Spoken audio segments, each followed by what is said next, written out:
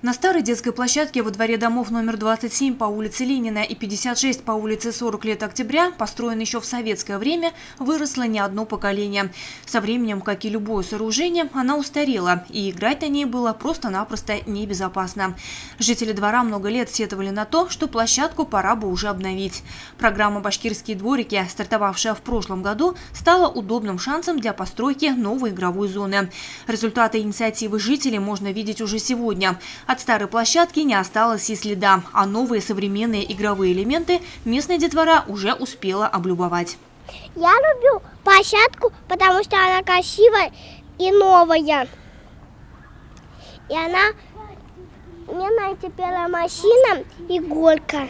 Раньше была барабанчик, там плохо крутился, а здесь сейчас снова поставили.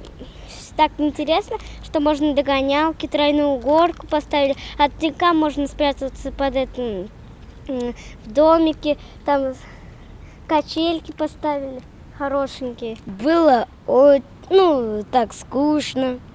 Вот на новые уже машины, качели другие, домик, тройная качеля, еще одна качеля. Спускаться можно. Вторая машина. Еще как в ЦДТ есть. Тебе все нравится? Да. Даже 2 качели.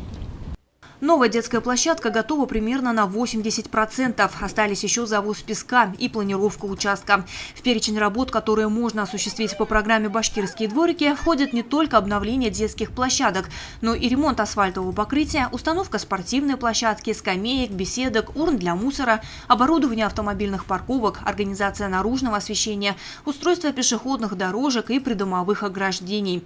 В зависимости от того, что из перечисленного является самым необходимым для жителей конкретного дома либо двора. Ведь не только мнение и инициатива горожан, но и их софинансирование – одно из главных условий участия в данной программе.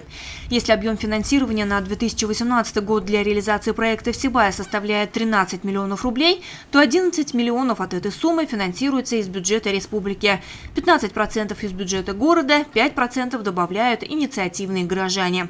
Так, жители одного из дворов улицы Чайковского сочли необходимым создать у себя спортивную площадку. А для проживающих по адресам дом номер 6 по улице Белова, номер 17 по улице Ленина, номер 17 по улице Пионерская, самым актуальным стал вопрос по ремонту асфальтового покрытия. Оставшаяся дворовая территория следующая. Это ветеранов 3, строителей 6-8, Матросова 41-45, Достоевского 2-1.